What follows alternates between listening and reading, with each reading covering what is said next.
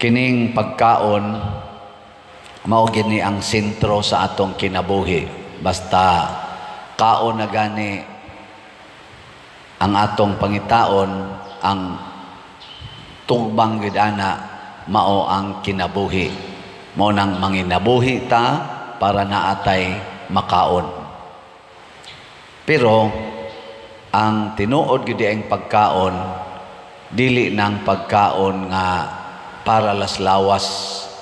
Ang pagkaon gyud nga tinud-anay mao ang pagkaon nga makabuhi sa atong kalag, kanang maghatag og kinabuhing way katapusan. Mao na diri sa atong unang pagbasa ang gihisgutan ang pari nga si Melchizedek. Ngano man si Melchizedek way sinugdanan og way katapusan nga makita. Wa siya'y ginikanan, wa sad hibaw diin siya padulong pagkahuman. Pero diha na siya pag-abot na ni Abraham. Gani iyang gipanalanginan si Abraham. Kinabuhi na nga way katapusan. Nya diri sa atong tubag sa Salmo, gisgutan ang pari nga mao si Hesus nga kaliwat sa laray ni Melchizedek. Pasabot ang pagkapari di ay mao di ay tinuod nga maghatag og kinabuhing way katapusan. Nya kining pagkapari o kining Eucharistia diin atong dawaton si Kristo sa lawas og dugo, kuan sa ni sila sumpay kay ang makapahimo ni Kristo nga buhi panahon sa santos nga Eucharistia mao man ang pari. Nya kita sang mga Katoliko, ang atong bunyag naghatag sa nato pag-ambit sa pagkapari ni Hesus. So kung atong i-connect sa Ebanghelyo, si Hesus mao'y pari, iyang gihimo ang pan ug ang isda nga ang 5 ka pan ug 2 ka isda nga makabusog sa tanang tao, pero nigamit siya og mga apostoles. Humanyag pikas, iyang gihatag sa mga tinun-an nga ilang gidistribute ngadto sa katawhan.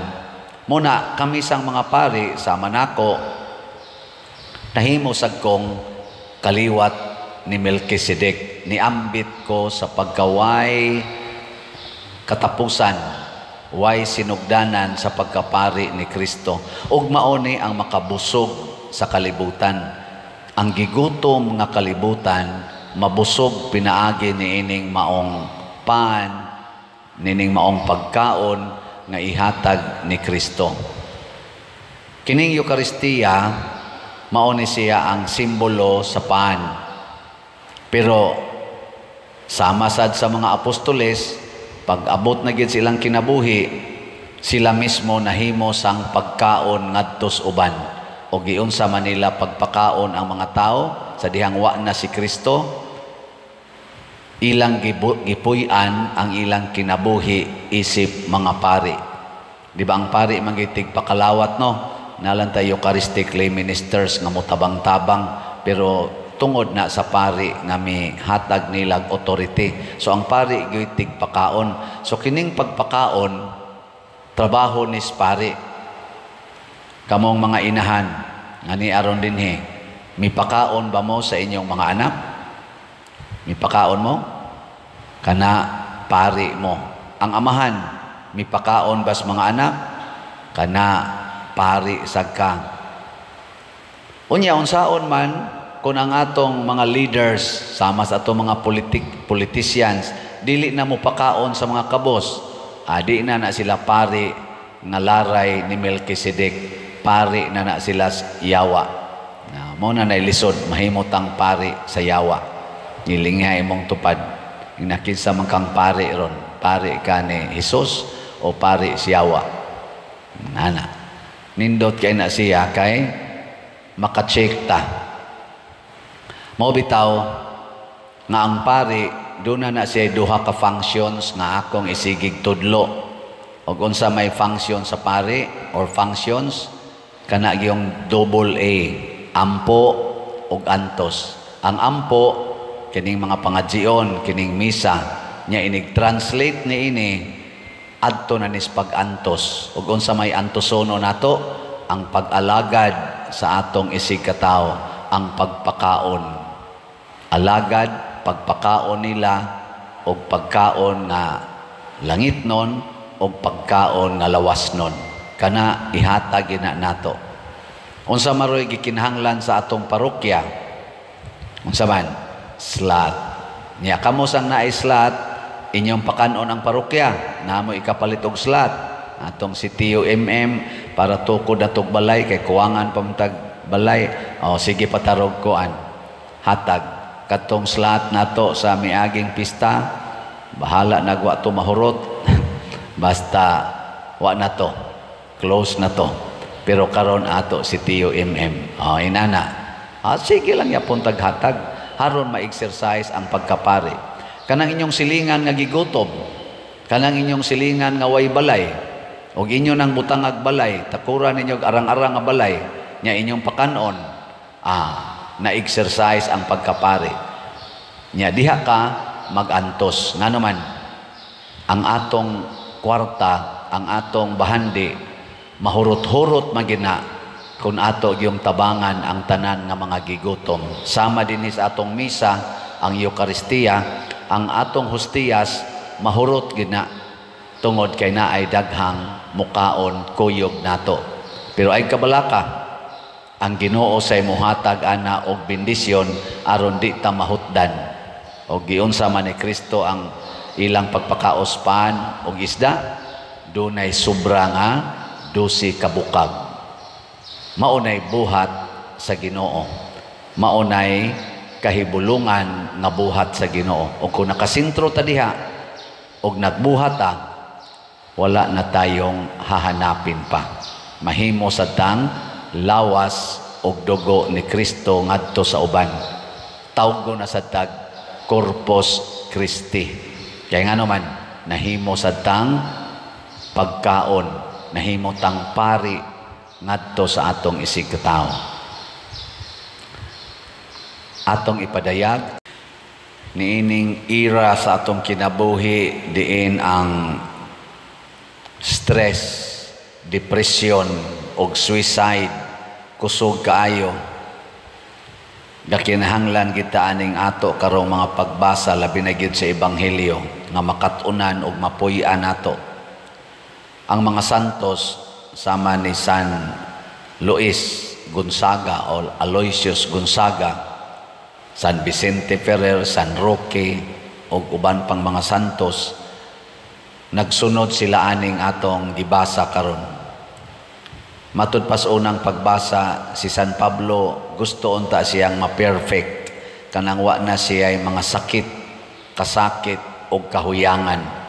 Pero unsa may gisulti ni Kristo, ningon si Kristo niya, ang akong grasya igo na nimo.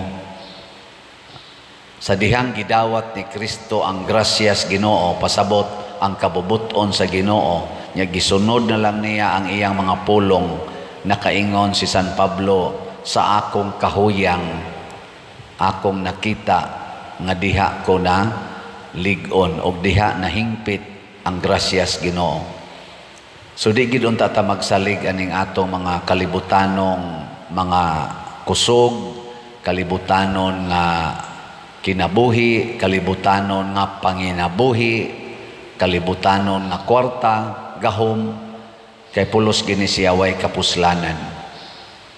Ngilingay mong tupad, nagasalig ka sa imong balay, masunog ra na. Gasalig ka sa imong sakyanan, mabangga ra na. Gasalig ka sa imong bana, mangabit ra na. Salig ka sa imong asawa, oy, magyaw-yaw ra na. Magsalig ka sa pare, mangulikta ra na. Magsalig ka sa imong health, na mukalit lang kag ka stage 4 cancer. Pero salig sa Ginoo, way sinugdan o way katapusan. Muna diri sa atong tubag sa Salmo, tagamtama og tan-awa ang kaayo sa Ginoo.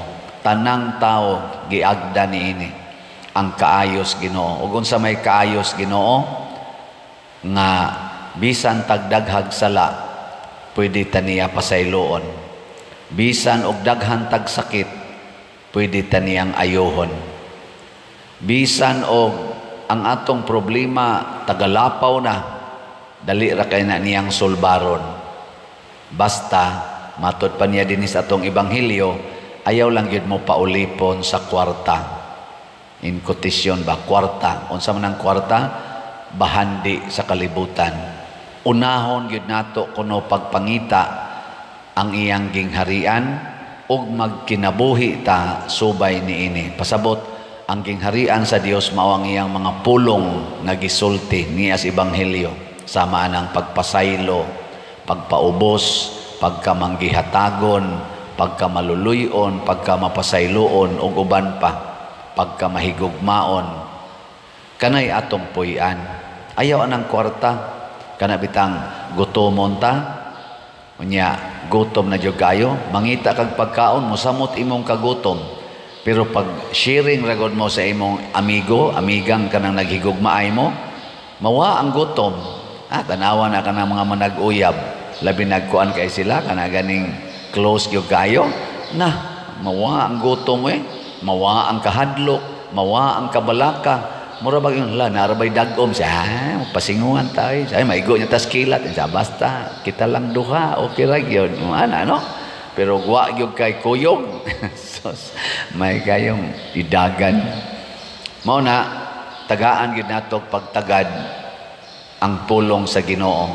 Kay matod pa niya ni Kristo ang iyang assurance, kung ang mga bulak, mga balili, kanang mga langgam na gagmay, giatiman, maginas Ginoo, kamo pakaha nga iya gyud mong mga anak. Ayaw na kunog kabalak ay ang ugma. So mawagi na itong stress. Ang kaugma ayaw nagkabalaka. Nanglitan, kulatahon kasi imong bana karon. Pagpakulata lang karon. Ni ayaw na pag una-una ugma kulatahon na sa ko. Ayaw na. Nanam sa kuno ilaing problema ang ugma. Basin ni ka ugma muhapuhap na sa nimo. Di bawi na sad. Nya ka lang anak, ayaw pagsig abortion o mamabdos ka, sige lang. Totalo pa mo sa kasiguro nga iguman nimog anak-anak, mamatay na ka. Unsa pa may kinsa pa may sakiton anang bataa. Di ba? Muna ayaw kabalakas ugma itugyanas Ginoo. Kay ang Ginoo nay mo take care og tinuod sa gid siyang makaamping nato. Ang gilingi anay mong tupad ing na sugod karon din ako mabalakag maunsa ka ugma. Di na ko mabalakag. Kining pagkaon mao gini ang sentro sa atong kinabuhi. Basta kaon na gani ang atong pangitaon, ang tugbang gid ana mao ang kinabuhi. Mao nang manginabuhi ta para naatay makaon. Pero ang tinuod gyud ang pagkaon dili nang pagkaon nga para laslawas. Ang pagkaon gyud nga tinud-anay mao ang pagkaon nga makabuhi sa atong kalag, kanang maghatag og kinabuhing way katapusan.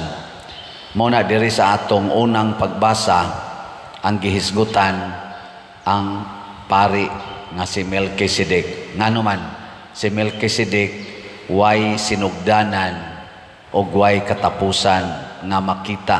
Wa siya'y ginikanan, wa sad hibaw diin siya padulong pagkahuman. Pero diha na siya pag-abot na ni Abraham. Gani iyang gipanalanginan si Abraham.